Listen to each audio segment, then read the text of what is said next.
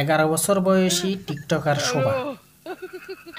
সেই টিকটকার শোভা তার মায়ের অপারেশন করতে গিয়ে সে নিজেই অপারেশন হয়ে গেল তার বয়ফ্রেন্ডের সাথে। তার বয়ফ্রেন্ড তাকে অপারেশন করে এখন বাড়িতে পৌঁছাই দিল। সারা দেশে শোভার খোঁজ পাচ্ছে না, সোশ্যাল মিডিয়ায় ঢুকতে পারতেছি না, শোভাকে খুঁজতেছে। আরে ভাই, আপনাকেই বলি, শোভার বাবাকে বলি, সর্বপ্রথম দোষ আপনার। কেন আপনি আপনার মেয়ের হাতে এই বয়সে মোবাইল কেন দিছেন? আপনি মোবাইল দিছেন সেই কারণে সেই টিকটক করে, টিকটকের মধ্যে তার বয়ফ্রেন্ডকে খুঁজে নিয়ে এখন এই ঘটনাটা ঘটাইছে। আপনার মেয়েকে খুঁজে আর লাভ নেই। এখন কি করবেন? এখন মেয়ে তো কলঙ্কিত হয়ে গেছে, এখন কি করবেন? আর টিকটকার শোভাকে একটা কথা বলি, যেহেতু বাবার মান সম্মান সব কিছু ডুবাইছো, তুমি আর তোমার বাপের বাড়িতে না আসাই ভালো।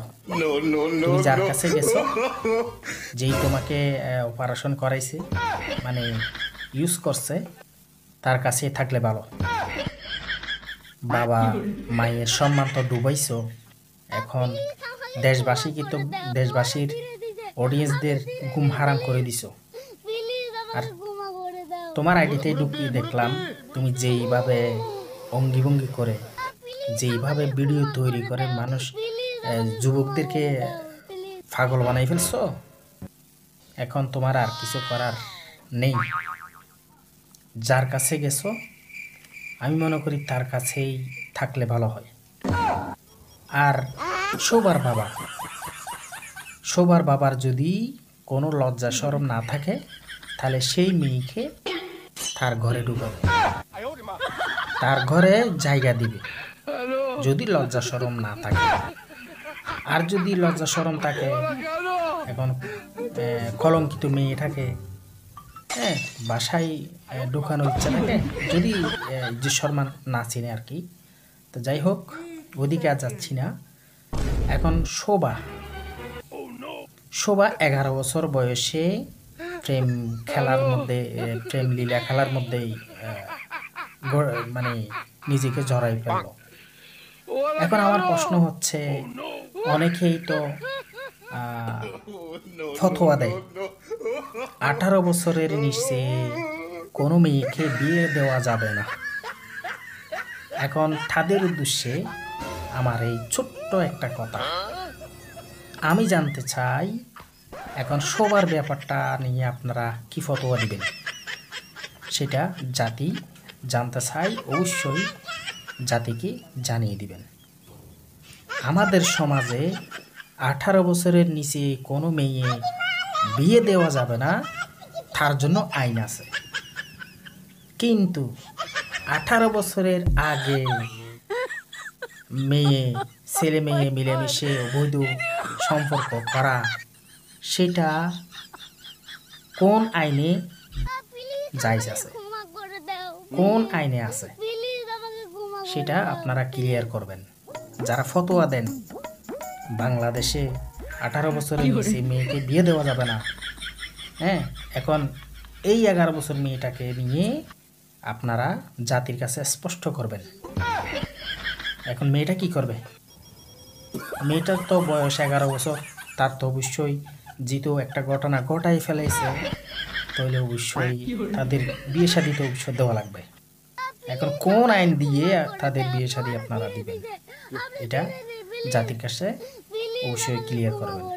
আর দর্শকের উদ্দেশ্যে একটি কথাই বলবো, আপনার মেয়েকে আপনি যদি ঠিকভাবে রাখতে চান, তাহলে সর্বপ্রথম একটা কাজ করতে হবে, সেটা হচ্ছে মোবাইল। আপনার মেয়েকে যত মোবাইল থেকে দূরে রাখবেন, ততই আপনার মেয়েটা ভালো থাকবে এবং আপনার মান সম্মানও টিকে থাকবে।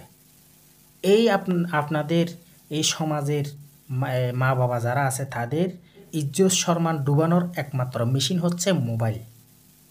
এই মোবাইল যেই সন্তানের কাছে গেছে, যেই মেয়েটার কাছে গেছে, একদম গ্যারান্টি দিয়ে বলতে পারি সেই মেয়েটা, সেই ছেলেটা দিন দিন খারাপের দিকে যাবে। অবশ্যই সেই বিষয়টা আপনারা মাথায় রাখবেন।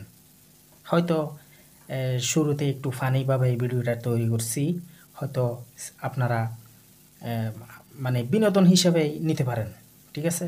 কিন্তু বিনোদন হিসেবে নেবেন, কিন্তু যেই কথাগুলো বলছি অবশ্যই আপনারা অক্ষরে অক্ষরে পালন করে চলবেন। যদি আপনার মেয়েটাকে, আপনার ছেলেটাকে ভালো রাখতে চান, খারাপের থেকে যদি বাঁচায় রাখতে চান, তাহলে অবশ্যই কি আপনার মেয়েটাকে কখনোই, আপনার ছেলেটাকে কখনোই, যতদিন পর্যন্ত তার একটা বিয়ে শাদির বয়স হবে না ততদিন পর্যন্ত আপনারা মোবাইল দিবেন না। মোবাইল দিলে আপনার মেয়েটা, দেখছেন তো এই শোভার ব্যাপারটা, শোভাকে যদি এই মোবাইল না দিত, 11 বছর বয়সে সেই যে ঘটনা ঘটাইল, সেই ঘটনাটি কখনোই ঘটাতে পারতো না।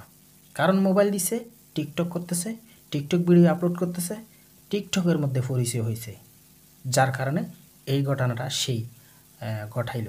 এসব এগুলো আমাদের সমাজ থেকে যত দ্রুত তাড়াতে পারবেন, ততই আমাদের সমাজটা সুন্দর থাকবে, ভালো থাকবে, এবং আমাদের ছেলেমেয়েরা ভালো থাকবে। তো যাই হোক, ভিডিওটি আর লম্বা করতে চাচ্ছি না। যদি ভিডিওটি ভালো লাগে অবশ্যই একটি লাইক করবেন। অবশ্যই চ্যানেলে নতুন হলে অবশ্যই আমাদের চ্যানেলটি সাবস্ক্রাইব করে আমাদের সাথে থাকবেন। ধন্যবাদ। ভিডিওটি প্রচুর পরিমাণে শেয়ার করবেন।